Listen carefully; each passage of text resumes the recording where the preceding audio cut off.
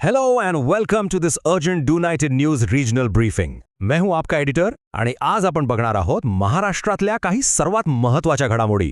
Right now there are some really critical updates from across the state that you absolutely need to know about. तो चलिए बिना किसी देरी के इस खास विश्लेषण की शुरुआत करते हैं.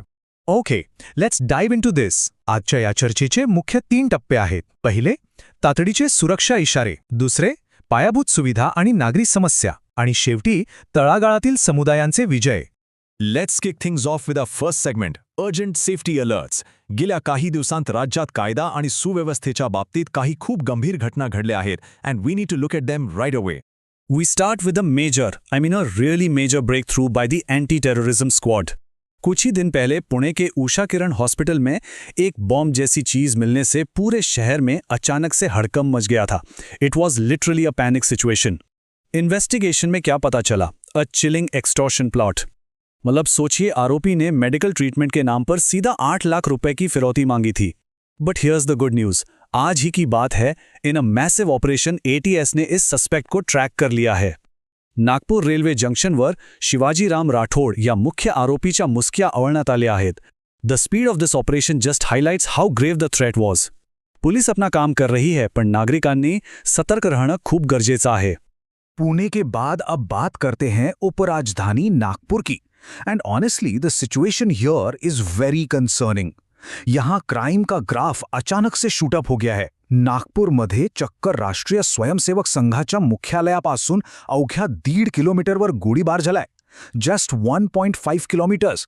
आणि इतकंच नाही, नागपूरच्या MIDC परिसरात गेल्या फक्त 4 दिवसात एकाच ठिकाणी 2 खून झाले आहेत. प्रशासन और पुलिस के लिए ये एक बहुत बड़ा वेकअप कॉल है. स्थानिक नागरिकांमध्ये आता साहजिकच भीतीचं वातावरण आहे. It raises a huge question mark on the basic safety of the common man on the streets. Now, what's really interesting about this next slide is the shift in focus. We are moving from law and order to our everyday civic crisis. जनतेचा खरा आवाज. चलिए देखते हैं जमीनी हकीकत क्या है. नागपूरमध्ये नुकतीच केंद्रीय मंत्री नितीन गडकरी यांच्या उपस्थितीत जलसंवाद परिषद सुरू होती. But things took a very bold turn there. Gosikhurd प्रकल्पग्रस्तांनी थेट मंत्र्यांना जाब विचारला. त्यांचा अत्यंत रोखठोक सवाल होता, तुम्ही पाण्यावर चर्चा करता, मग आमचे पुनर्वसनाचे प्रश्न कधी सोडवणार? Think about it. हे लोक वर्षानुवर्षे न्यायाच्या प्रतीक्षेत आहेत and they literally stood up and demanded answers. ये सिर्फ एक प्रोजेक्ट का सवाल नहीं है, ये उन हजारों लोगों की आवाज है जो सिस्टम से अपने हक की गुहार लगा रहे हैं. And the frustration doesn't stop there. ग्रामीण भागातील समस्यांची यादी खूप मोठी आहे. वाशिममध्ये बघा, सलग 4 दिवस डिझेलचा एवढा मोठा तुटवडा निर्माण झाला की तिथली वाहतूक पूर्णपणे ठप्प झाली. Can you imagine a whole districts transport pausing for 4 days? सर्वसामान्य वाहनधारकांची अक्षरशः दमछाक झाली. वहीं दूसरी तरफ नासिक के लासलगांव में प्याज किसान अभी भी सड़कों पर हैं.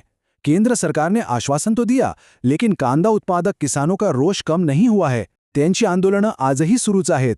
हा शेतकऱ्यांचा संघर्ष it really shows the massive gap between government promises and ground reality.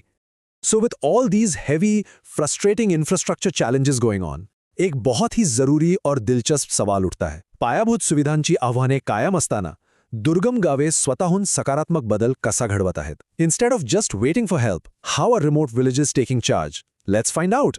This brings us to our final and definitely my favorite section, grassroots community triumphs.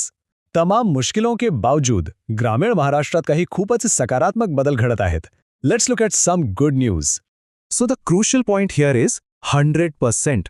Amravati जिल्ह्यातल्या भातकुली तालुक्यातल्या बोरखडी आणि इस्माईलपूर या 2 गावांनी कमालच केली आहे.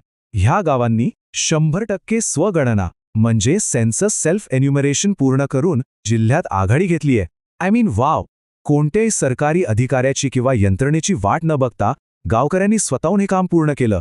ये ग्रामीण आजादी, जागरूकता आणि एकजुटी का एकदम परफेक्ट उदाहरण आहे. They literally took matters into their own hands.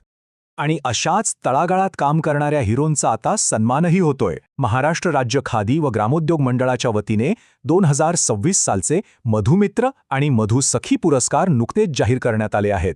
In winners में लातूर के ज्ञानेश्वर मलिले और पुणे की श्वेता वायाळ का नाम खास तौर पर शामिल है. इन लोगों ने रूरल इकोनॉमी और ग्रामोद्योग को बढ़ावा देने के लिए जो निस्वार्थ मेहनत की है ती महाराष्ट्रासाठी खऱ्या अर्थाने अभिमानाची गोष्ट आहे. They are real game changers. Now look at this number, 78. ये नंबर हमारे फ्यूचर के लिए बहुत खास है. बुलढाणा और पूरे महाराष्ट्र में श्री गुरुदेव सेवा मंडल के माध्यम से 78 गावामध्ये युवा संस्कार शिबिरांचं आयोजन करण्यात येत आहे. एंड गेट दिस, इन कैंप्स के जरिए लगभग 2.5 लाख से ज्यादा स्टूडेंट्स को पॉजिटिव वैल्यूज, शिस्त आणि अध्यात्म की शिक्षा दी जा रही है. To build a strong society, imparting these values to our youth today is absolutely vital. हे आजच्या काळातलं एक अत्यंत कौतुकास्पद पाऊल आहे. This research analysis has been done on behalf of editor Do United News. At the end of this discussion, we request all listeners and viewers to stay connected with Do United News for more local updates, public issues, history, culture, business, civic concerns, and awareness-based stories. Visit our website dounitednews.in. If you found this discussion useful, please like the video, share it with your friends and community, and subscribe to Do United News. खाली comment करा आणि पुढचा कोणता विषय तुम्हाला जाणून घ्यायला आवडेल ते आम्हाला नक्की सांगा. Your city, your voice, your news. Do United News. Be positive, be united. धन्यवाद.